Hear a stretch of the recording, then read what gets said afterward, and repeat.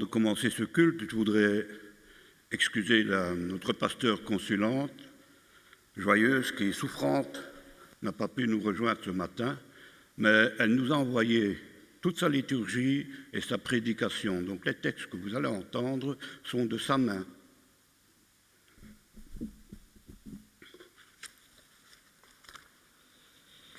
La grâce est toujours avec tous ceux qui aiment le Seigneur Jésus-Christ. Ainsi parle le Seigneur par le prophète Ésaïe. Par amour pour toi, je ne me tairai pas.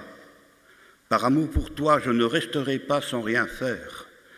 J'attends que ta libération paraisse comme la lumière du matin, que ton salut brille comme une lampe allumée.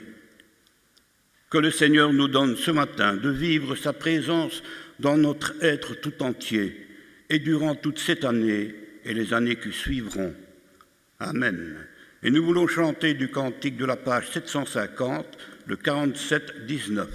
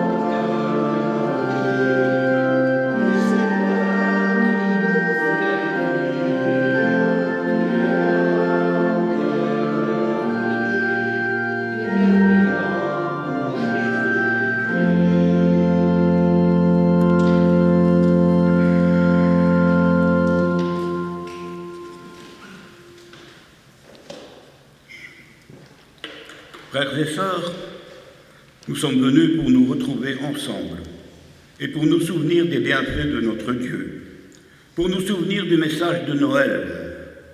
Dieu est avec nous, il est parmi nous.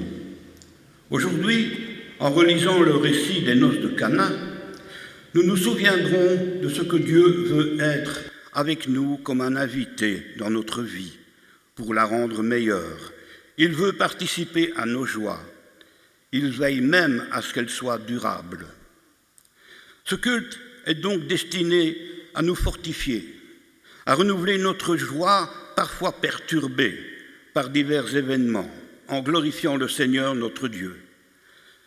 C'est quand la vie avec Dieu, à la suite de Jésus-Christ, nous engage totalement, corps, âme et esprit, que la joie grandit en nous et que nous nous réjouissons de vivre avec les frères et les sœurs avec lesquels nous partageons notre foi. Cette semaine, ce mardi, nous débuterons la semaine de prière pour l'unité des chrétiens. Protestants, catholiques, orthodoxes qui partagent la même foi au même Christ. Au cours des années et des siècles, Des différends se sont installés au sein de l'Église du Seigneur. Les bergers des fidèles n'ont pas toujours suivi l'exemple du Maître, ce qui a provoqué des réformes, ce qui a provoqué des schismes au sein de l'Église, malgré que cela n'était pas la volonté de Dieu, ni celle des réformateurs. Le premier schisme a eu lieu au XIIe siècle, précisément en 1054, donnant naissance à deux parties, celle des églises de l'Orient, les orthodoxes, et celle des églises de l'Occident, les catholiques, désignés comme catholiques de Rome, car Rome est le siège des papes, qui sont les évêques de Rome. Je vais préciser ici une petite parenthèse, il y a eu un pape à Avignon, en France.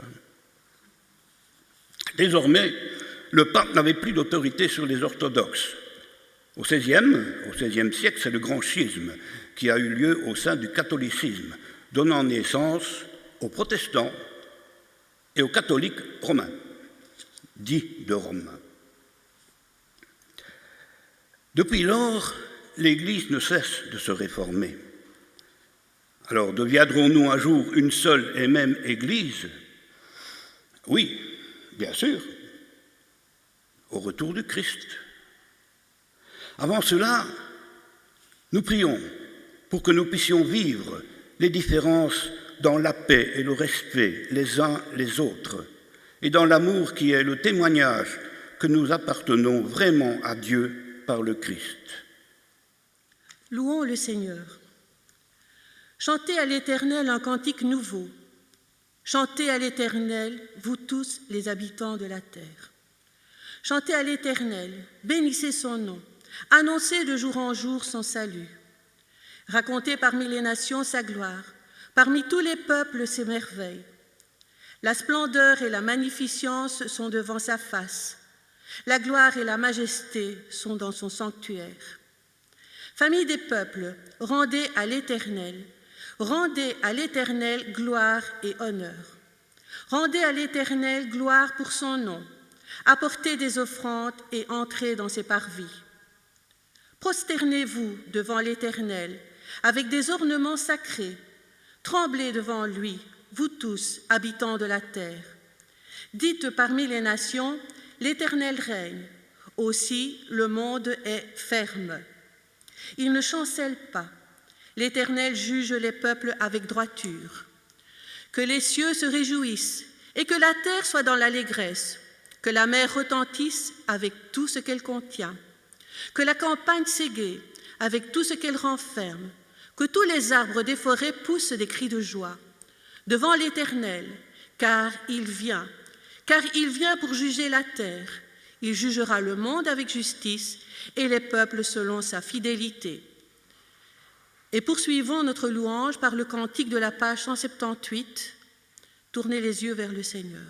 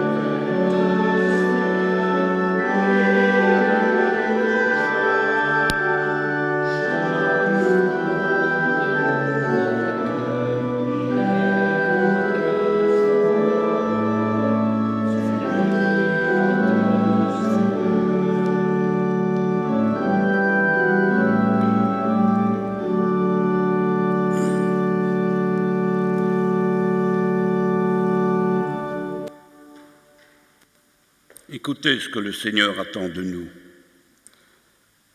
Le Dieu Tout-Puissant nous fait miséricorde.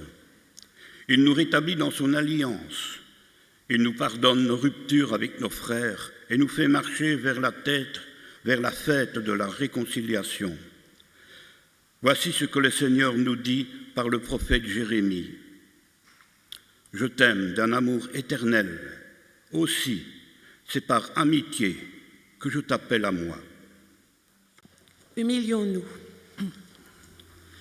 Pardonne-nous, Seigneur, pour toutes les fois où nous n'avons pas su maintenir les liens d'amitié avec toi ou avec nos frères et sœurs dans notre communauté et dans notre monde. Seigneur Jésus, tu as renversé les murs qui séparent les hommes et tu veux nous rassembler en une seule famille. Prends pitié de nous et mets en nous ton esprit d'union. Seigneur Jésus, tu as changé l'eau en vin. Délivre-nous de notre péché pour que nos vies retrouvent de la force et de la saveur. Tu as confié à chacun des dons variés pour que tous les frères en soient réjouis. Que ta force nous garde dans l'alliance et répare ce que nous avons cassé. Seigneur, aie pitié de nous. Amen. Et je vous invite à poursuivre par le cantique de la page 208. Cantique page 208.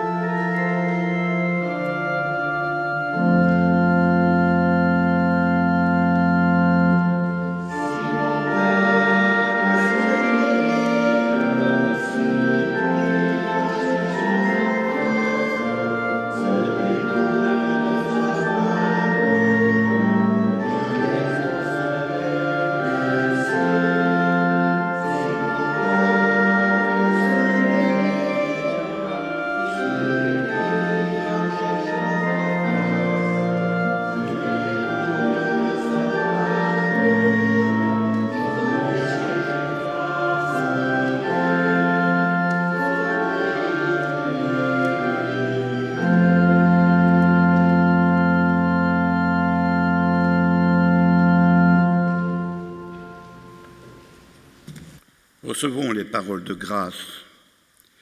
Et nous disons comme Ésaïe, « Je me réjouirai en l'Éternel, mon âme sera ravie d'allégresse, car il m'a revêtu des vêtements du salut, il m'a couvert du manteau de la délivrance, comme le fiancé s'orne d'un diadème, comme la fiancée se pare de ses joyaux. Car comme la terre fait éclore son germe, et comme un jardin fait pousser ses semences, ainsi le Seigneur l'Éternel fera gérer le salut et la louange en présence de toutes les nations. Alléluia. Et nous voulons chanter de la page 646, le cantique 4309, les strophes 1 et 3. 4309, 1 et 3.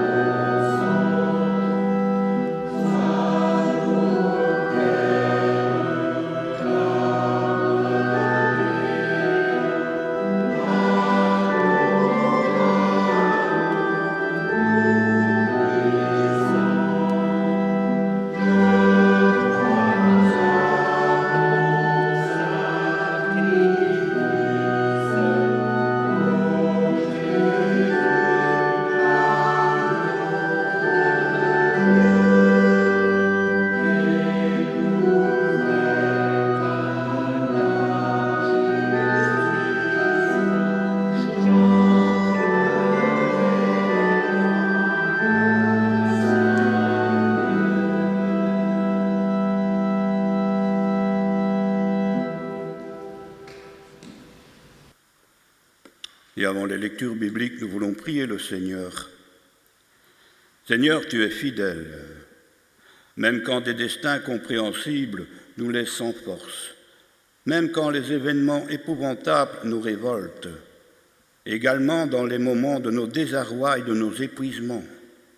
Seigneur, tu es fidèle. Aussi, lorsque nous ne te comprenons plus, aussi quand nous te renions, tu es fidèle, quand bien même nous sommes infidèles. Tu es fidèle, Seigneur. Jésus nous le prouve. Cela nous apaise et nous rend reconnaissants. Cela nous ouvre à une vie nouvelle. Source de vie, tu veux que nous ayons la vie en abondance. Permets de vivre la rencontre avec toi, car c'est par elle que nous vivons. Nous te le demandons au nom de notre Seigneur Jésus-Christ. Amen. Nous ferons notre première lecture dans le livre du prophète Ésaïe, au chapitre 62, les versets 1 à 5. Ésaïe 62, 1 à 5.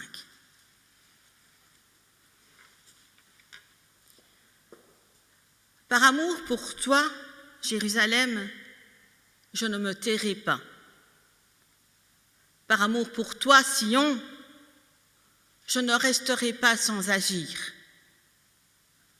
J'attends que ta libération paraisse comme la lumière du matin et que ton salut brille comme une lampe allumée. Alors, tous les peuples verront que le Seigneur t'a sauvé et tous les rois verront ton honneur. Alors, tu recevras un nouveau nom que le Seigneur choisira. Tu seras comme une couronne magnifique dans la main du Seigneur, un turban royal dans la main de ton Dieu. On ne t'appellera plus celle qui est abandonnée. On ne dira plus de ton pays, c'est un désert de tristesse. Au contraire, on t'appellera celle qui plaît au Seigneur. Et on dira de la terre, la bien mariée. Oui, tu plairas vraiment au Seigneur, et la terre aura un mari.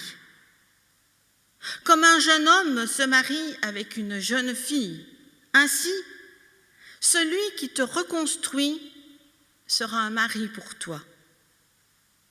Comme une jeune mariée fait la joie de son mari, tu feras la joie de ton Dieu. Amen.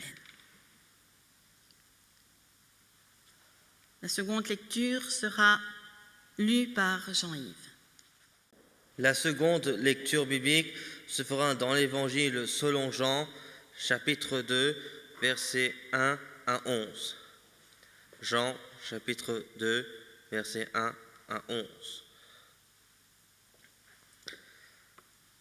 Le troisième jour, il y a un mariage dans le village de Cana, en Galilée. La mère de Jésus est là. On a aussi invité Jésus et ses disciples au mariage. À un moment, il n'y a plus de vin.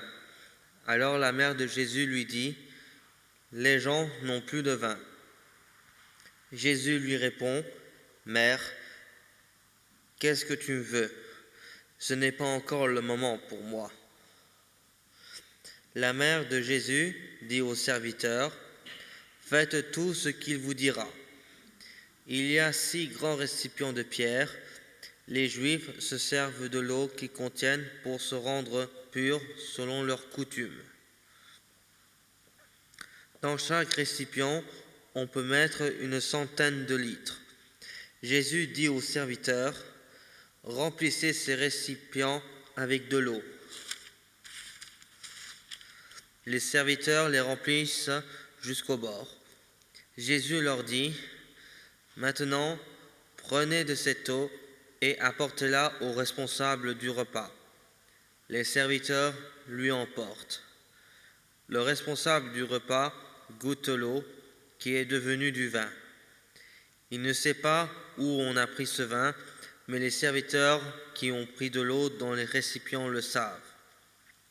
Alors le responsable du repas appelle le marié et il lui dit : « Tout le monde sert d'abord le bon vin, et quand les invités ont beaucoup bu, on sert du vin moins bon. Mais toi, tu as gardé le bon vin jusqu'à maintenant. » C'est le premier signe étonnant que Jésus fait. Cela se passe à Cana, en Galilée. Jésus montre ainsi sa gloire et ses disciples croient en lui.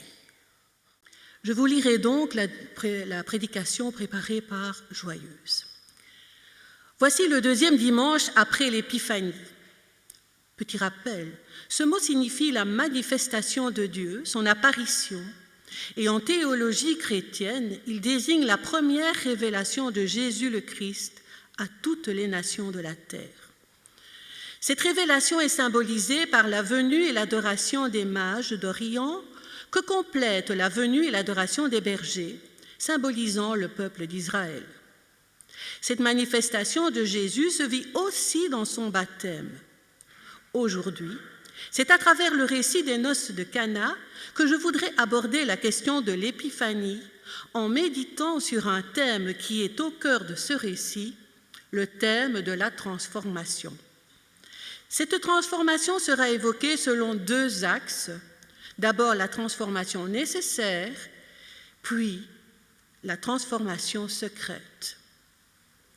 À travers cette méditation sur la transformation, j'essaierai de répondre pour aujourd'hui à la question « Qu'est-ce qui se manifeste là ?»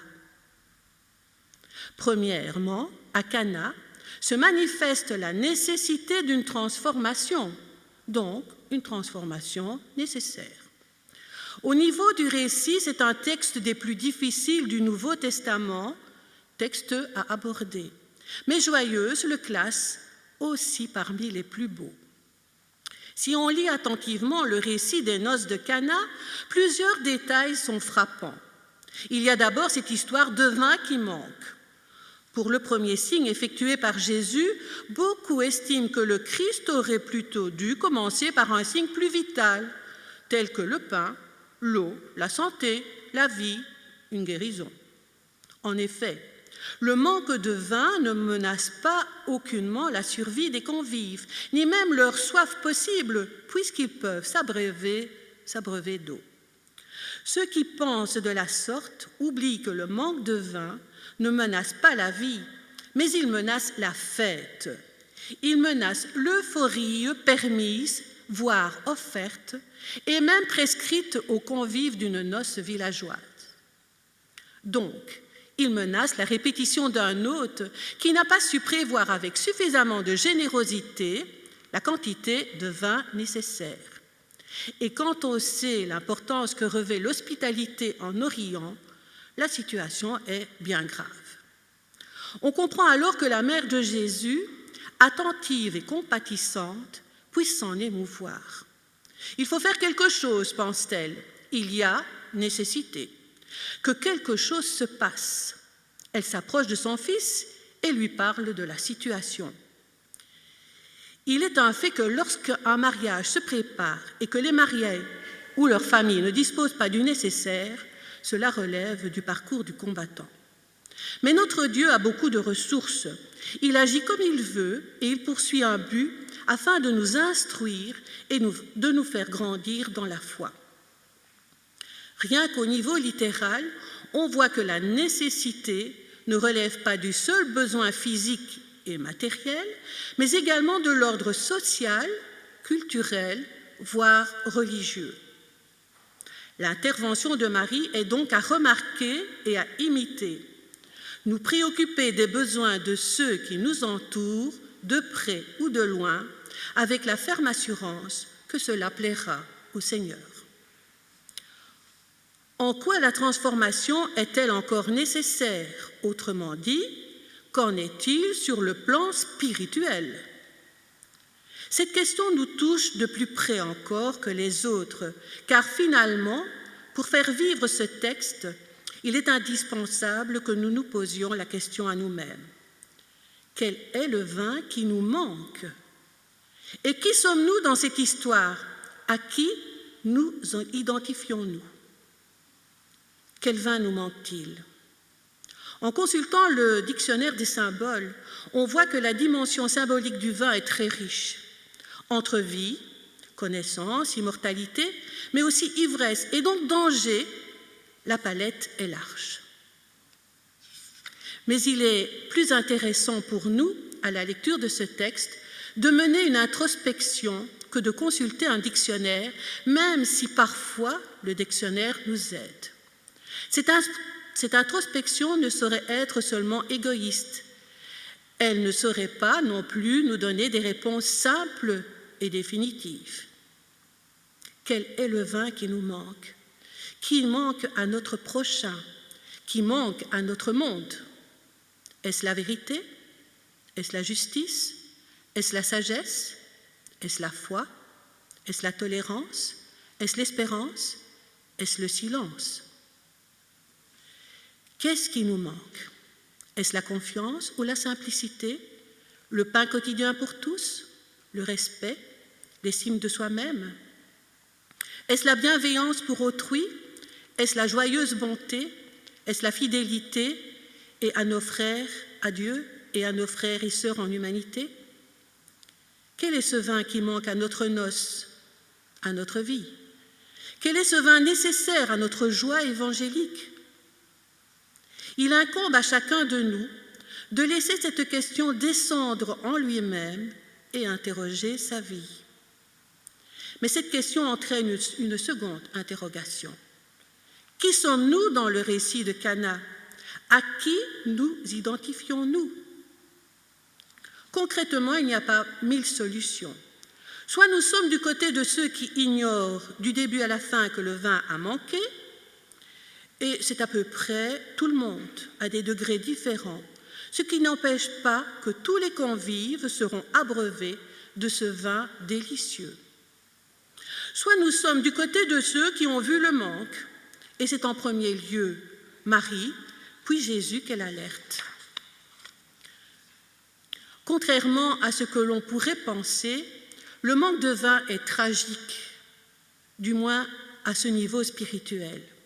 Et c'est bien ce caractère tragique que signale Jésus quand il prononce les paroles annonciatrices de sa passion et de sa résurrection.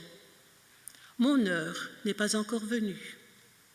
Ce manque de vin est tragique car il donne lieu à deux dilemmes, deux alternatives comprenant respectivement deux propositions contraires ou contradictoires et entre lesquelles nous sommes mis en demeure de choisir.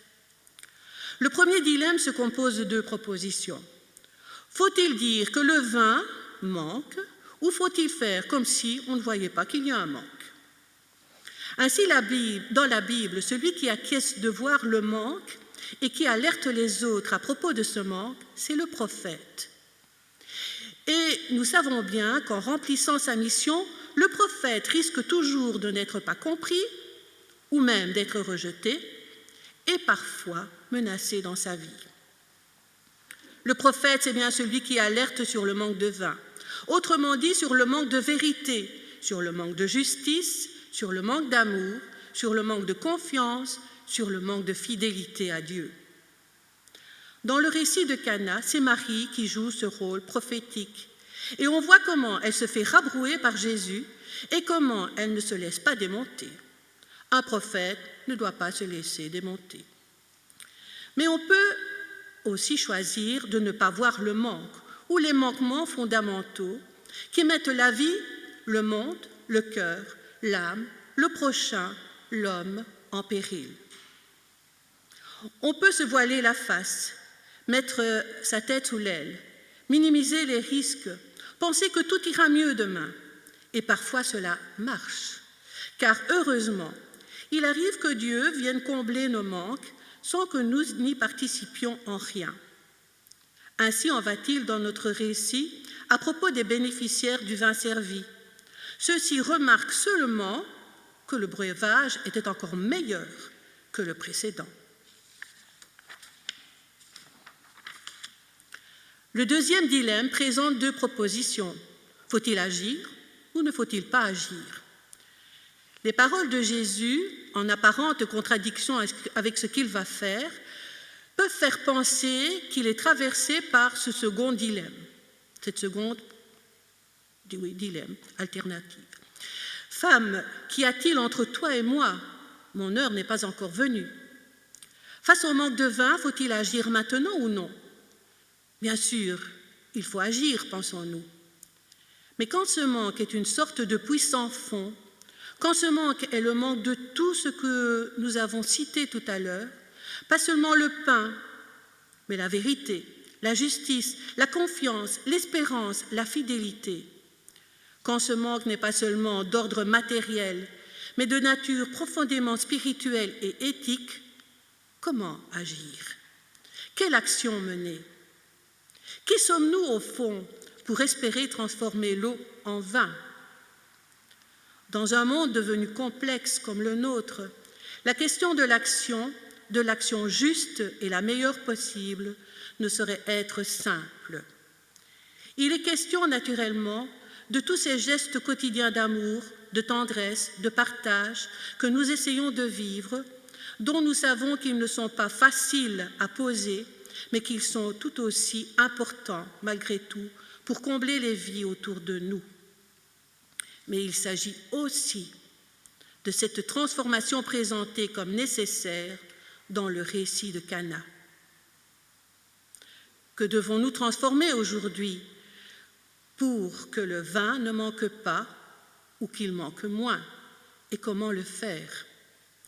Cette question-là aussi, il incombe à chacun d'entre nous de la laisser descendre en lui-même et interroger sa vie. Ceci nous conduit à notre second point, la transformation de l'eau en vin que Jésus accomplit recèle un caractère secret. À Cana, la transformation s'opère dans le secret. Au niveau littéral, il est frappant de voir l'insistance mise sur le secret dans ce récit. Personne ne doit savoir ce qui se passe. Le maître de maison n'en a rien vu, ni les invités. Seuls les serviteurs sont au courant de la transformation, les disciples dont il est dit qu'ils crurent alors en Jésus, et bien sûr Marie. On peut accepter qu'un autre petit nombre de ceux qui ont fait le service l'ont également remarqué. Le changement de l'eau en vin à Cana s'accomplit de manière mystérieuse et secrète. De l'eau est rajoutée à l'eau contenue dans les 6 jarres et on peut y puiser alors du vin. Aucun geste, aucune parole particulière de Jésus. Il ne reste donc sans doute que la prière silencieuse qu'il fait à son Père. Qu'il en soit fait selon ta volonté, mais nul ne le sait. On n'est pas dans le domaine de la magie ou de la prestidigitation, mais dans une action d'un autre type qui est le témoignage. Mais que signifie cette gloire manifestée? Dans l'univers biblique, la gloire, ce n'est pas une question de paillettes et d'étalage de puissance. C'est la vérité de l'être et sa présence qui doivent être manifestées. Et Joyeuse nous livre un petit témoignage personnel. Ceci me renvoie à mes 14 ans, lorsque dans ma vie, il y eut une transformation, une grande transformation, telle que tout en restant la même physiquement, mes camarades me disaient « Tu as vraiment changé, tu es radieuse de joie, on lit en toi le bonheur, ça fait plaisir d'être en ta compagnie. » Je répondais « Je ne sais pas comment vous le dire, mais j'ai rencontré le Seigneur. Je suis sauvée, convertie, je suis une nouvelle créature. Vous pouvez aussi accepter Jésus comme votre Sauveur et votre Seigneur et être sauvé et converti. » Jésus, en tant que Messie de Dieu, pour nous, est celui qui transforme dans le secret l'eau en vin. Autrement dit, la vie en quelque chose de plus précieux encore que la vie. une vie en abondance. Jésus, en tant que parole de Dieu pour nous, touche précisément ce qu'il y a en nous de plus secret, de plus intime, le lieu caché de notre être, de notre identité, de notre vérité. Là où nous sommes pauvres, là où nous sommes nus, là où nous n'avons de reste qu'un peu d'eau pour ne pas mourir. Et en touchant le cœur de notre être, Jésus, parole, nous transforme secrètement. Secrètement, il nous ouvre à sa propre vie, à la vie autre, parce qu'éclairée de la présence de Dieu, parce qu'en fin de compte, c'est là la question, la seule question qui importe. Dieu est-il ou non présent dans votre vie, dans notre monde, dans notre histoire? En ce deuxième dimanche après l'Épiphanie, c'est bien à cette question fondamentale que nous sommes ramenés. Est-ce que Dieu est manifeste, c'est-à-dire présent pour nous? Est-ce que Jésus, Messie d'Israël, nous le rend manifeste, présent, et comment? D'abord par le manque, nous dit le récit de Cana. C'est parce que le vin manque, c'est parce qu'il est nécessaire de changer l'eau en vin que la question de Dieu devient ou redevient manifeste pour nous. Ainsi, dans notre monde et dans nos vies, les temps de crise sont souvent ceux où nous sommes ramenés aux questions fondamentales. Aujourd'hui, quel est le vin qui nous manque? Que chacun y réfléchisse à cette question et que l'Esprit de Dieu nous aide à y apporter une réponse valable. Amen.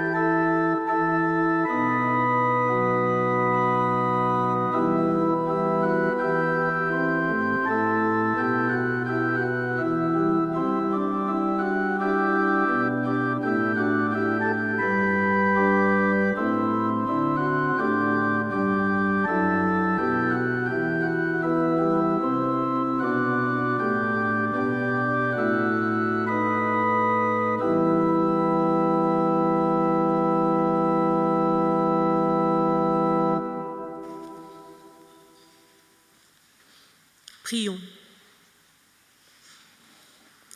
Seigneur notre Dieu, nous voulons te remettre tous nos engagements. Ils doivent être signes de l'amour donné par toi. Nous t'apportons les personnes dans la détresse ou le dénuement. Rends-nous attentifs, audacieux, inventifs. Nous t'apportons celles qui souffrent dans leur cœur ou dans leur corps, pour qu'elles puissent être écoutées. Nous t'apportons les personnes à bout de parole, à qui il semble ne rester que la violence. Suscite pour elles des hommes et des femmes de dialogue. Nous t'apportons les personnes sans influence, que personne ne regarde. Ouvre nos yeux, nos bras et nos cœurs à leur présence. Nous t'apportons nos églises sur toute la terre. Rends-les libres dans ton amour, fidèles et tenaces dans l'adversité, animés par un esprit de pardon et de partage. Que l'espérance et la joie soient avec tous ceux qui croiseront notre chemin. Seigneur notre Dieu et notre Père, en ce début de semaine de prière pour l'unité des chrétiens, loué sois-tu pour l'action de l'Esprit qui a permis qu'au cours du siècle dernier, les différentes églises se soient souvenues de la prière de Jésus, qu'il soit un comme nous sommes un. Nous sommes cependant encore bien peu à l'écoute de ton esprit quand il nous invite à reconnaître les autres chrétiens comme membres du corps du Christ. Pardonne-nous, Seigneur. Nous te prions pour les chrétiens des églises locales. Donne-leur un esprit d'humilité pour qu'ils ne se croient pas les seuls détenteurs de la vérité. Que chacun, au contraire, apprenne à discerner quelles sont les richesses que les autres peuvent lui apporter. Fais-nous grandir dans l'unité, au nom de Jésus-Christ notre Seigneur. Amen. Le Seigneur est tellement généreux qu'il surprend nos prévisions. Que notre offrande s'inspire à son tour de cette générosité. Prions le Seigneur. Voici, Seigneur, l'offrande d'une part de nos biens, et à travers elle, l'offrande de toute notre vie. Donne-nous de répondre ainsi à ton appel, à la suite de Jésus, notre Seigneur et Sauveur. Amen. Et nous poursuivons cette prière par le chant de la page 238, le 2108. 236, page 236. Page 238, 2108.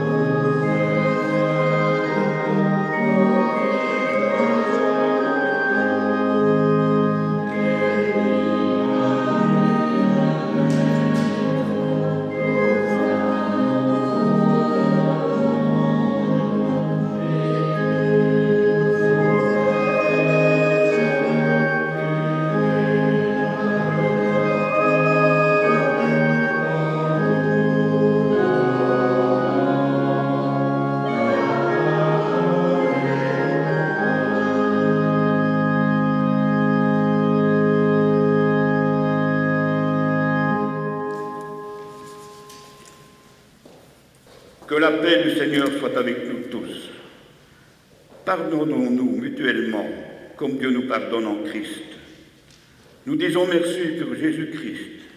Il est le don merveilleux venu du Père, le pain véritable, la force pour la vie de tous, la source de notre espérance.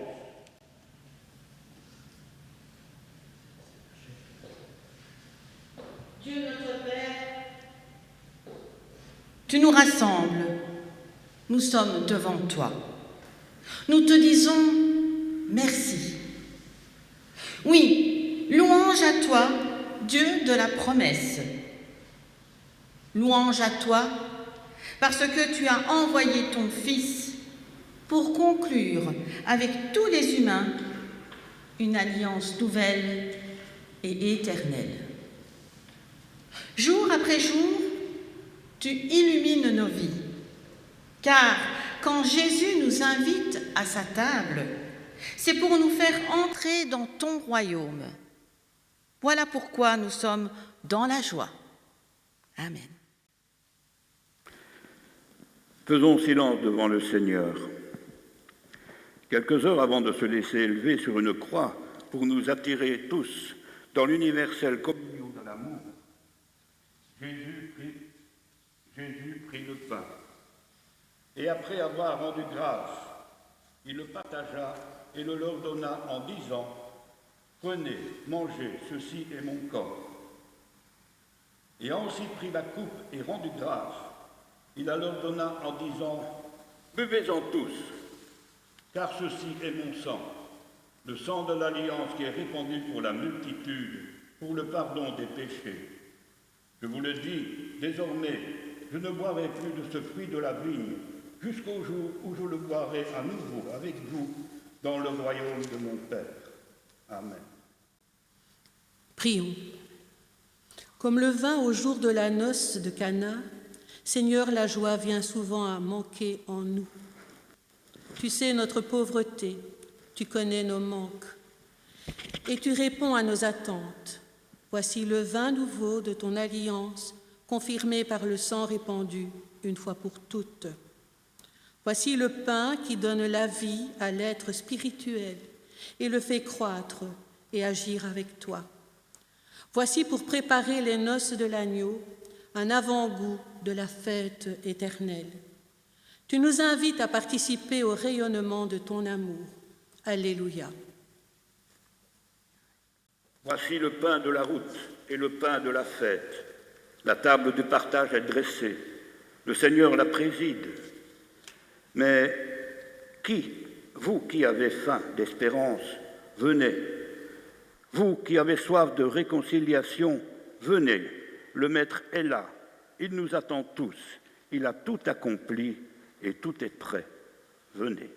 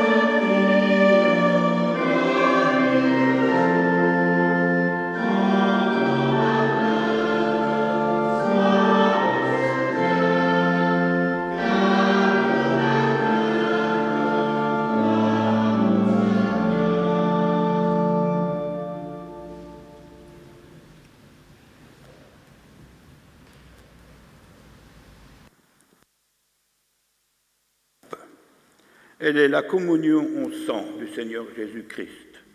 Buvez-en tous.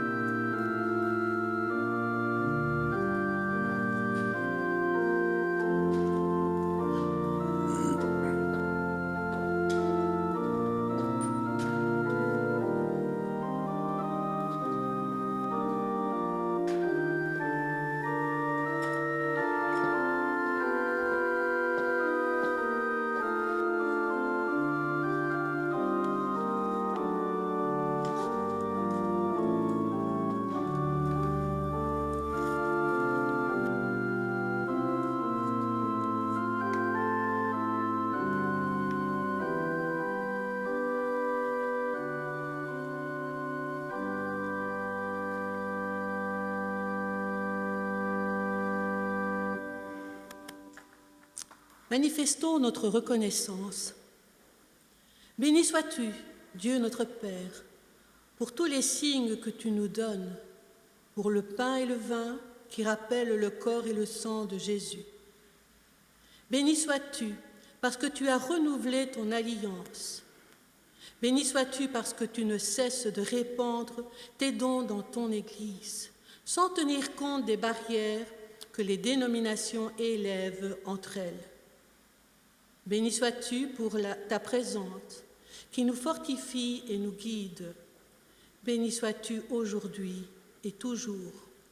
Et ensemble, nous faisons monter vers toi, Seigneur, la prière que Jésus nous a laissée.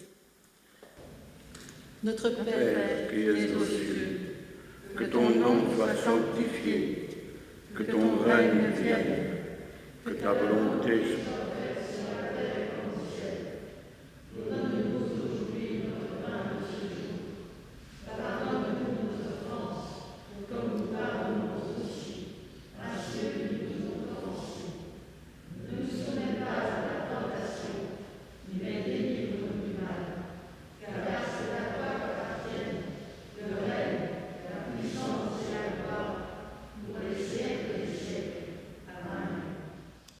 C'est le moment des annonces. Dans le tronc du 9 janvier 2022, dans le tronc central, il y avait 320 €. Dans le tronc de la mission contre la lèpre, 38 €. Le second tronc de ce jour est destiné à l'action pastorale.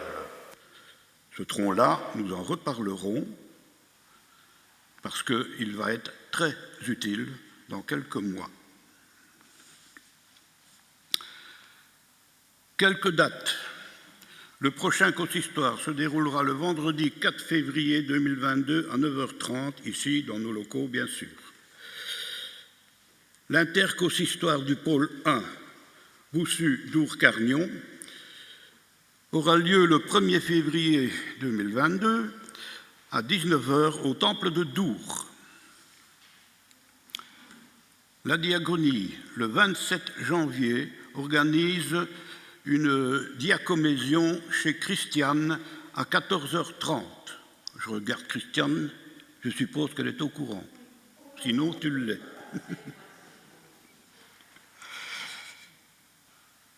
La réunion de prière œcuménique, elle se fera aussi dans le cadre de la semaine de l'unité des chrétiens, avec pour date le mardi 18 et le jeudi 20 à 19h ici dans le temple. Ou la salle, je ne sais pas ce qu'on va décider.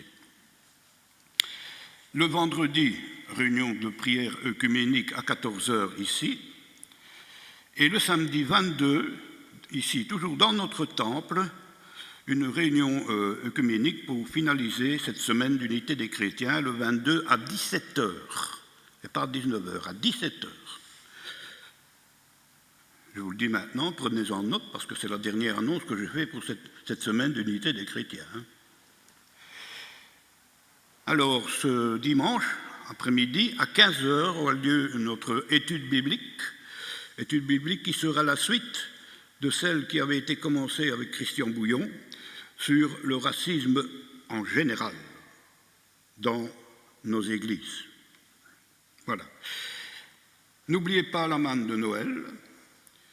Maintenant, je vais donner la parole à deux personnes. D'abord à Myriam, qui nous fera un petit rapport de l'Assemblée de district qui a lieu hier à Pâturage. Voilà, nous avons eu notre Assemblée de district au temple de Pâturage.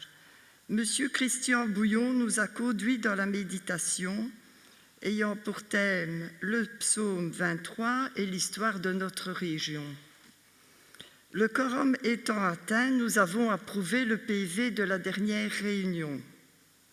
Alors, dans son tour d'horizon, notre président nous a parlé des paroisses vacantes. Paroisse de Gemap, de Cargnon, toutes deux avec un pasteur consulant. Ces paroisses auront au mois de mars un candidat faisant la deuxième partie du proposana. La paroisse de Jolimont et de Rungis sont également sans pasteur. La paroisse de pâturage est sous tutelle du district jusqu'à fin juin. Le pasteur consulant temporaire est David Rémy. Quand une paroisse est vacante, une enquête doit être effectuée par le conseil synodal pour vérifier sa viabilité financière. Beaucoup de paroisses ne sont plus capables d'honorer tous les frais de fonctionnement d'un pasteur. Indemnité de logement, révision quinquennale, frais administratifs. Alors le conseil de district va reprendre les visites auprès des paroisses sans pasteur, je suppose. Alors, la délégation pour l'Assemblée synodale, nous avons élu 11 personnes, 10 membres effectifs et une suppléante, pour nous représenter aux assemblées 2022-2023. Le Rassemblement national est organisé le jeudi de l'Ascension par le district du Hainaut oriental. On aura 1 ou 2 cars prévus par notre district pour le déplacement. Les prochaines assemblées de district, le 26 mars à Tournai, le 4 juin à Jolimont, le 9 septembre à Grand-Ouham et le 29 octobre à Mons-Dolay. Alors, le pasteur Lucien Philippe Barévois nous a présenté le site web de notre district. Le coût de ce site sera de 10 € par mois. Cela a été approuvé par notre district. Alors, au point de vue finance, M. Jacques Noël nous a présenté le nouveau trésorier de notre district, c'est M. Éric Baboc, qui prendra ses fonctions cette année. Nous avons approuvé les comptes 2020 et le budget pour 2022. Alors, il faut dire notre district est en, disons, pour les CIP, on est en déficit pour Bruxelles. Elle est de 16 000 €. Alors, la paroisse de Frameries loge dans ses locaux un réfugié. Cela entraîne pour la paroisse un supplément de frais de 3 810 €. Alors, la Caisse Solidarité du district prend en charge 50% de cette somme, soit 1 905 €. Bon, si les paroisses veulent faire un don à la paroisse de Frameries, c'est toujours possible. Voilà.